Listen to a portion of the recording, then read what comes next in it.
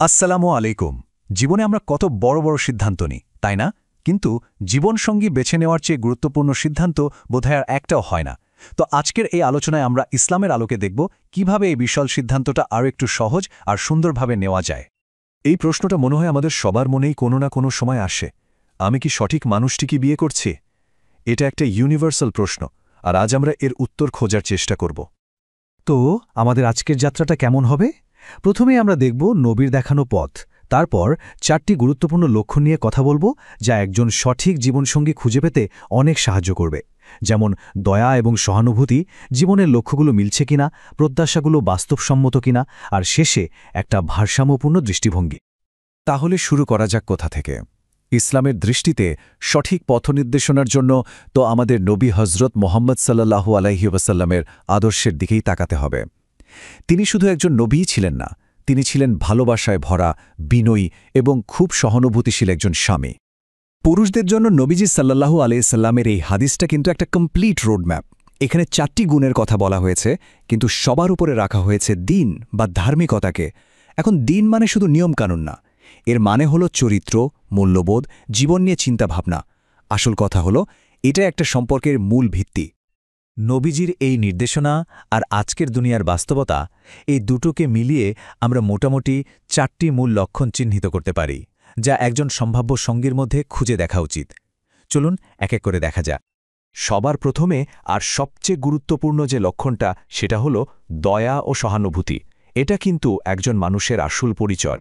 একটা সুস্থ সম্পর্কের জন্য এর চেয়ে জরুরি আর কিছু নেই। অনেক সময় কি হয় জানেন, আমরা আকর্ষণ আর ভালোবাসার মধ্যে গোলমাল করে ফেলি।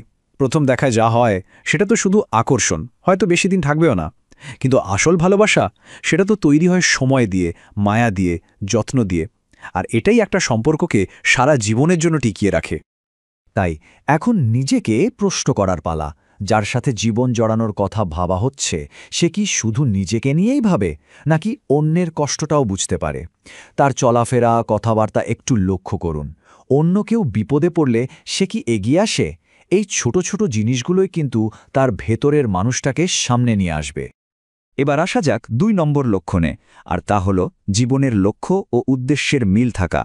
ভাবুন তো, দুজন মানুষ যদি দুটো আলাদা দিকে যেতে চায়, তাহলে একসাথে পথ চলাটা কি কঠিন হয়ে যায় না? এই কারণে বিয়ের আগে এই বিষয়গুলো নিয়ে খোলামেলা কথা বলা খুব খুব জরুরি। যেমন সন্তান নিয়ে কি ভাবছেন, পরিবারের সাথে সম্পর্ক কেমন চান, জীবনযাপনের ধরন কেমন হবে, বা ধর্মীয় বিষয়গুলোতে চিন্তাভাবনা কতটা মেলে। এই আলোচনাগুলো না ভবিষ্যতের বিশাল বিশাল ঝামেলা থেকে বাঁচিয়ে দেয়। আর এখানে আরেকটা খুব গুরুত্বপূর্ণ কথা, এমন কারো সাথে পথ চলার সত্যি কঠিন যার নিজের জীবনেরই কোনো ঠিকঠাক লক্ষ্য নেই। কারণটা কি? কারণ লক্ষ্য না থাকলে পরিণত সিদ্ধান্ত নেওয়ার ক্ষমতাও তৈরি হয় না, আর তখনই সম্পর্কের মধ্যে ঝামেলা তৈরি হওয়ার ঝুঁকি বেড়ে যায়। 3 নম্বর লক্ষণটা হল বাস্তবসম্মত প্রত্যাশা রাখা। আমাদের সবারই এই জিনিসটা বুঝতে হবে যে পৃথিবীতে কেউই নিখুঁত না, আর কোনো সম্পর্কও কখনো নিখুঁত হয় না। সম্পর্ক ভেঙে যাওয়ার সবচেয়ে বড় কারণগুলোর একটা কি জানেন? অবাস্তব চাহিদা বা প্রত্যাশা। আমরা সিনেমা দেখে, গল্প পড়ে একটা নিখুঁত সঙ্গী, একটা নিখুঁত জীবনের স্বপ্ন দেখি, কিন্তু বাস্তব জীবন তো অন্যরকম। প্রত্যেকটা মানুষেরই ভালো মন্দ 2 দিকই থাকে। এই সত্যটা যত তাড়াতাড়ি মেনে নেওয়া যায়, সম্পর্ককে টিকিয়ে রাখা তত সহজ হয়। তাই আবার নিজেকে প্রশ্ন করার সময়, আসলে কোন গুণগুলো সবচেয়ে বেশি দরকার? কারণ সব ভালো গুণ একসাথে একজন মানুষের মধ্যে পাওয়া, সেটা প্রায় অসম্ভব। একটু বেছে নিতে হবে, আর কিছু ব্যাপারে আপোস করার জন্য প্রস্তুত থাকতে হবে। উদাহরণ হিসাবে বলা যায়, হয়তো একটা গভীর মানসিক সংযোগকে একটা সবসময় পরিপাটি ঘরের চেয়ে বেশি গুরুত্ব দিতে হবে। বা ধরুন, একজন দায়িত্বশীল সঙ্গীর জন্য তার রোমাঞ্চপ্রিয়তার অভাবটুকু মেনে নিতে হবে। কোথায় ছাড় দেবেন আর কোনটা ছাড়া চলবেই না, সেটা কিন্তু নিজেকেই ঠিক করতে হবে। চলুন এবার আমাদের তালিকার শেষ এবং 4 নম্বর লক্ষণটা দেখি।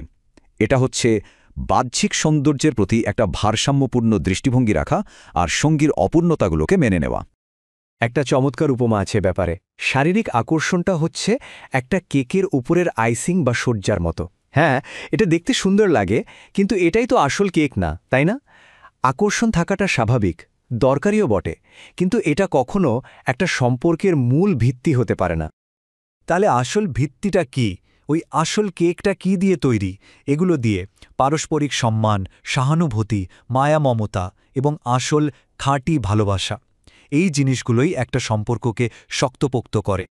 আর সবচেয়ে শেষে সবচেয়ে জরুরি যে কথাটা সেটা হচ্ছে ঠিক যেমন নিজে অপূর্ণ ঠিক তেমনই সঙ্গীও অপূর্ণ হবে।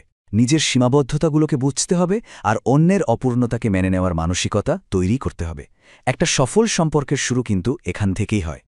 সবশেষে এই প্রশ্নটা নিয়ে একটু ভাবুন তো, জীবনসঙ্গী খোঁজার সময় আমাদের লক্ষ্যটা কি একটা নিখুঁত সম্পর্ক, নাকি আসল শান্তি সেই সম্পর্কেই পাওয়া যায় যা যথেষ্ট ভালো? এই উত্তরটা হয়তো সিদ্ধান্ত নেওয়ার পথটাকে আরও অনেকটা সহজ করে দেবে।